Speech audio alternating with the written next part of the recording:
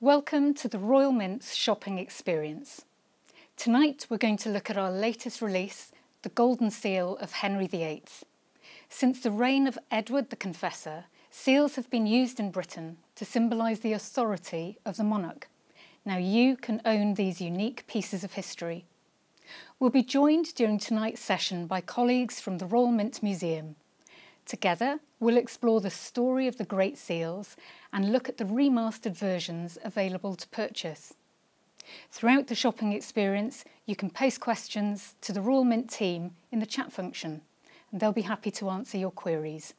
To kick off, please welcome Chris Barker from the Royal Mint Museum. So Chris, before we dive into the history of the seals, there may be some viewers online that are unfamiliar or new to the Royal Mint. Could you tell us more about it? So the Royal Mint has been around for 1100 years. We've been striking the coins of monarchs since the reign of Alfred the Great, and since then we've produced coins for every single monarch. And tell us, what is a Great Seal and why were they originally created? So the Great Seal is an incredibly important object. It is the ultimate expression of royal authority and royal power. And the reason why you have a seal is to show royal assent and royal approval. So if you can imagine a medieval document, a big old parchment, and then in popular imagination, you'll see a seal at the bottom of this, a large thing attached to it by the end of a ribbon. And that is what a Great Seal is doing. It's showing royal assent to bills, to laws, to legislation. And even to this day, when we still have a constitutional monarchy, it still plays a significant part in passing laws and legislation today.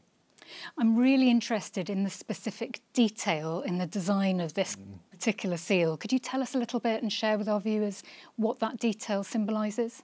So what we have here is we've got a Great Seal of Henry VIII, and it's called the Golden Bulla. There's a couple of things to pull apart there. Firstly, bulla is reference to the idea that this seal originally would have been made in metal and it would have been made in gold. Very spectacular image. Seals are traditionally usually made in wax, so this is very, very different.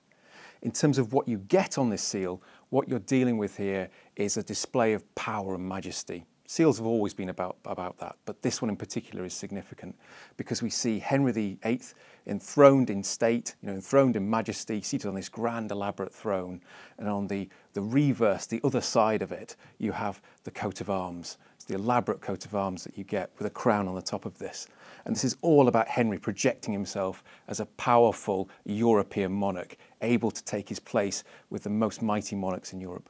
Just beautiful. What is the Royal Mint's involvement with the Great Seal? So since 1901, the Royal Mint has been responsible for making the Great Seals of the realm. And our Deputy Master, or Chief Executive as we call her today, has this title of ex officio engraver of His Majesty's seals. So quite a grand, elaborate title. But even though we've been officially responsible for them since 1901, for some centuries prior to that, we've had an involvement.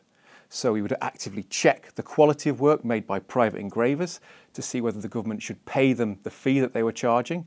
And even then, Royal Mint engravers, big names, chief engravers from our history have made Great Seals as part of their private work. Well, thank you, Chris, for your insight into the Great Seal. And I'd now like to introduce Steph Morris, Head of Sales at the Royal Mint, who will talk us through the new remastered seal. Hi, Steph. Can you tell us about the design of this new seal? Absolutely, I'd be delighted to. So if we have a look at the obverse, on the obverse of this seal, he is enthroned in all his regal splendour. He is wearing his majestic crown and he is holding his sceptre. A really interesting part and a real snapshot in our history is the inscription on the obverse of this seal. So the inscription says Fidei Defensor, which is a Latin phrase, and when translated into English means defender of the faith.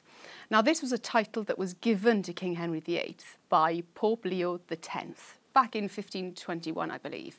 And it was given to him because at the time, Henry was promoting and defending the Catholic Church, the Catholic faith, which is quite ironic today because we all know that then King Henry VIII goes on to break away from the Roman Catholic Empire when he divorces his first wife, Catherine of Aragon, and marries Anne Boleyn. And then the reverse continues to tell us that story as well. It continues along those similar lines. We have the prominent coat of arms, which shows King Henry VIII's lineage and the royal Tudor, the Tudor dynasty that he's so proud of. It shows the majestic crown on top of that coat of arms. And then we also have the very delicate Tudor rose that blooms around it. And again, the Tudor rose is a nod to his Tudor dynasty. And it is also a very big nod to the great country that he governs as king at that time, and that's England. So we've talked about the gold, but can you tell me more about that? They're exquisite. They're absolutely perfect. There are 3 seals in the gold range. All of the gold products are fine gold. They are struck in fine gold, and they are struck to the highest proof standard. They're all fully frosted as well, which I think really makes the design really pop. The packaging for me is exceptional. I think it really adds something to this product. So you get the luxurious leather feel of the case that the seal gets encased in. On the certification, so the certificate of authenticity has what appears to be a wax seal. Now, we couldn't use wax because wax is delicate and it doesn't travel well. But you have that wax seal, which really adds something, I think, to this story. And also, every seal is housed in an acrylic block. And that's really for 2 reasons. Lots of our customers enjoy displaying these items in their homes, and also for protection, because lots of our customers will buy these pieces to hand down to their children and their grandchildren in years to come. So it does offer that protection. And if it's okay, I'll just talk you through the range. So it starts off with a 1/4 ounce gold, and for 1/4 ounce gold, this is really rare. So we are only minting 1,500 of these. So there will only ever be 1,500 in existence anywhere in the world. Then you take a jump up to the 1 ounce gold. Absolutely spectacular to look at. Again, the rarity takes a jump up here. So we are only minting 175 of these 1 ounce gold coins. And then I think we have the jewel in our crown. The jewel in the crown of this range, the 2 ounce gold, and the design looks spectacular in this. The rarity here is exceptional. We are only producing 25 of these 2 ounce gold. So anywhere in the world, there will only be 25 in existence. And you'd have to be super, super quick to get your hands on these, because I think with only 25 in existence, they will sell quickly. And I can see in the middle here, silver. Can you tell us a little bit about that? Yeah, so silver's a beautiful metal, my precious metal of choice, Amanda, definitely. And you get a similar package to what you would with the gold coin. You get the similar packaging, you get the acrylic block, and you get the certificate of authenticity to prove that it's been made by one of the oldest and most trusted mints in the world. And also you will get your certification number as part of the mintage. You get an information booklet in it as well that will tell you lots of the history that we have discussed today, but also a little bit more. And the museum have fed into that booklet for us. And the booklet opens up like a scroll from the Tudor period. So again, I think that adds something to the proposition. There's 2 products in the silver range. We have a 1 ounce silver, and with a 1 ounce silver, we're going to produce 2,000 only. So again, exceptionally rare for a silver product made by the mint. And then we have the 2 ounce silver, so you get double the metal content, and we are only producing 1,000 of those. So exceptionally rare. Thank you, Steph. Just a reminder to everyone, if you want to purchase any of these very limited edition products, they're available to buy today directly via the links in the comments section below. Now, I can see one slightly different package on the table in front of us. What is that, Steph? So that's your entry-level product, I guess, if you like. So if you are looking for a gift for a historian, someone who's a fan of history, someone who's a royalist, maybe someone who just is a fan of Henry VIII's legacy, then this is absolutely the product for you.